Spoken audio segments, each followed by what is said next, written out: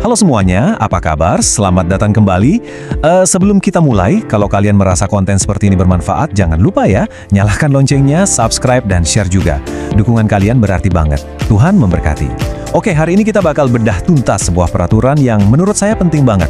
Namanya PMK nomor 15 tahun 2026. Oke, kita mulai dari akarnya dulu ya, biar paham konteksnya. Peraturan ini tuh nggak muncul tiba-tiba gitu aja dari langit. Ini adalah tindak lanjut dari sebuah perintah, sebuah mandat langsung dari Presiden. Jadi semuanya itu berawal dari instruksi Presiden nomor 17 tahun 2025. Percepatan pembangunan fisik untuk koperasi desa.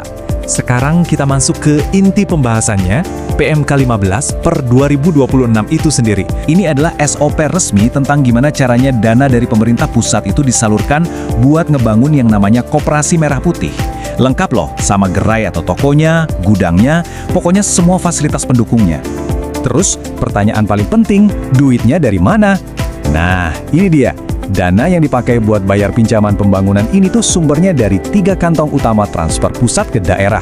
Ada dana alokasi umum atau DAU, terus dana bagi hasil atau DBH, dan tentunya dana desa itu sendiri. Proyek segede ini pastinya nggak dikerjain sendirian kan? Banyak banget pihak yang terlibat.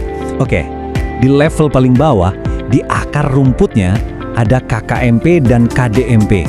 Ini singkatan dari Koperasi Kelurahan dan Koperasi Desa Merah Putih. Mereka lah ini yang jadi ujung tombak sekaligus penerima manfaat langsung dari semua pembangunan ini. Siapa yang ngebangun fisiknya? Nah, tugas itu diberikan ke PT Agrinas Pangan Nusantara. Mereka ini BUMN yang ditunjuk langsung sama Menteri Koperasi buat ngerjain konstruksi semua gerai dan gudangnya. Jadi, mereka kontraktor resminya. Setiap pembangunan kan butuh modal di depan ya. Disinilah peran bank pemerintah. Mereka yang nyediain kredit atau istilah resminya pembiayaan ke PT Agrinas, biar proyeknya bisa jalan. Dan yang perlu kita ingat, pinjaman dari bank inilah yang nanti bakal dilunasin pakai dana pemerintah yang tadi udah kita bahas. Terakhir, dan ini perannya krusial banget, ada yang namanya KPABUN, kepanjangannya Kuasa Pengguna Anggaran Bendahara Umum Negara. Mereka lah yang pegang kunci buat cairin dana cicilan ke bank. Sekarang, bagian yang paling seru. Gimana sih alur duitnya? Kita bakal bedah nih syarat-syarat pembiayaannya, terus gimana proses pencairannya, step by step. Pertama, soal angkanya. Berapa sih gede investasinya? Menurut aturannya di pasal 2, plafon alias batas maksimal pembiayaan buat setiap satu unit koperasi itu sebesar 3 miliar rupiah. Di skema ini, bunganya itu ditetapkan sebesar 6% per tahun. Ini angka yang penting banget dalam kontrak antara bank sama si pelaksana proyek. Terus, berapa lama waktu buat melunasi pinjamannya? Jangka waktunya atau tenornya itu 72 bulan. Kalau dihitung-hitung, ya pas 6 tahun.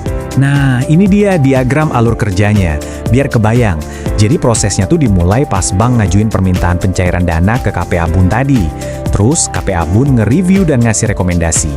Begitu disetujui, Kemenq bakal langsung motong dari jatah DAU atau DBH daerah, atau bisa juga ngambil langsung dari dana desa.